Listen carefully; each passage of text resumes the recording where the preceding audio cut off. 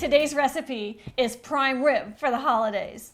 I'm super excited to show you this recipe because this is a super budget recipe. That prime rib was on sale, and I'm going to tell you my tips on that. And that spice rub is a hack of the best. I'm also going to teach you how to get the perfect temperature and the times for any size of prime rib to be perfectly medium rare.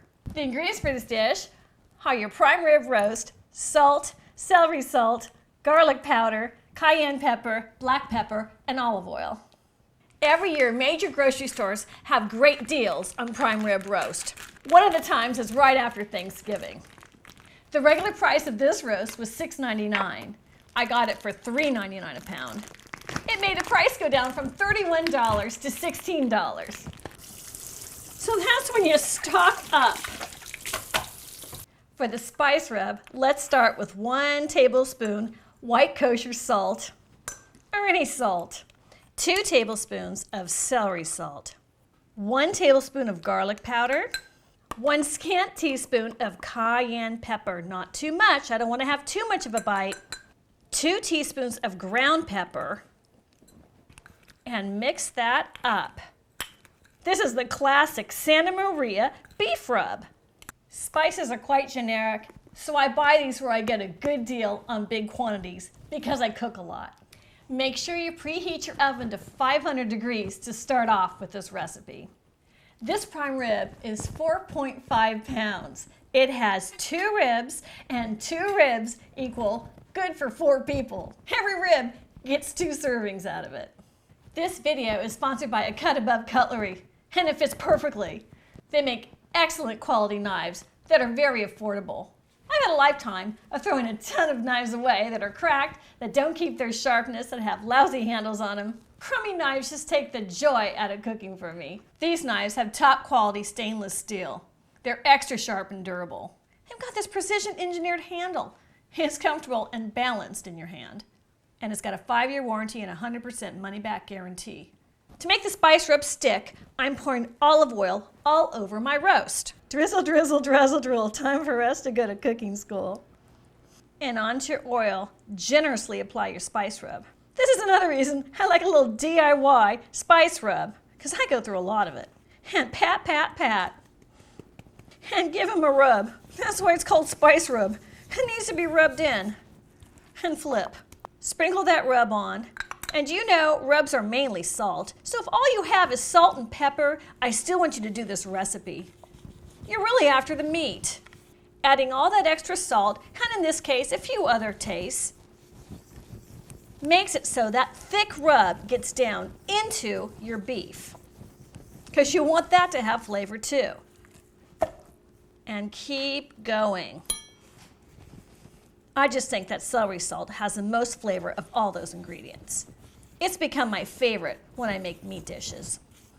Comment and let me know what you like to do when you make roasts. Okay, he's going to get all of this. There.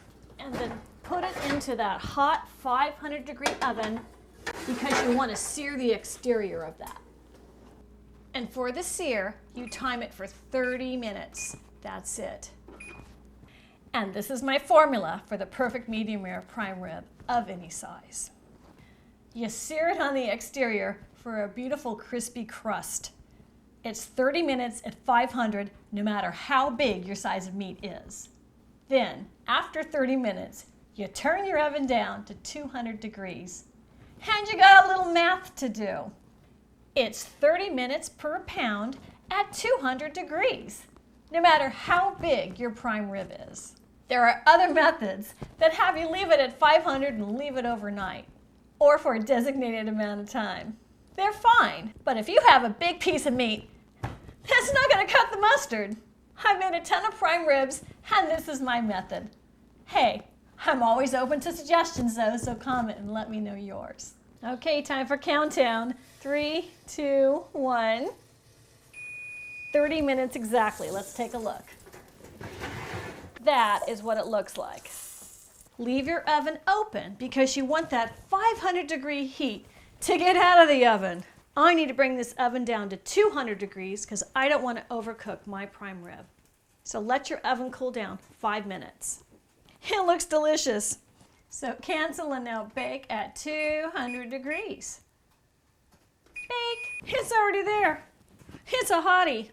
The oven's cooled down, so back in it goes. And remember, it's 30 minutes per half pound. So my 4.5 pound piece of meat is going to cook in there at 200 for 2.5 hours. It's been 2.5 hours. It's ready. Wow. Thump, thump, thump. Now press it. Medium rare steaks, they say, you can always tell because if it's as squishy as this portion of your hand, you're in good shape, you've nailed it. Let's see. Let it rest for 5 minutes. And a trick to keep your prime dinner warm while you're serving all your guests is to put the plates in the oven to warm them up too. So that oven is still on 200 degrees and in goes those plates. It smells great. Now I need to cut it off the bone. So point down and just carefully cut as close to the ribs as you can. Wow, look at that. Now, these are gonna get barbecue sauce and a time to be named later. This knife is cutting like a breeze. I'm gonna cut it down the middle and see if we nailed it on the medium rare. Click the link below and get one of these knives. It's a good deal too, just like the recipe.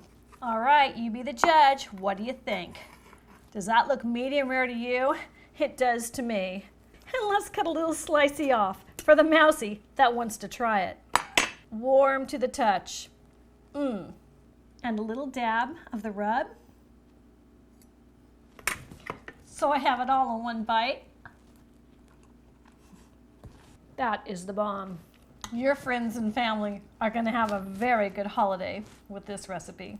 Click the link below and get that knife from A Cut Above Cutlery. What a great present for the chef in your life or for yourself.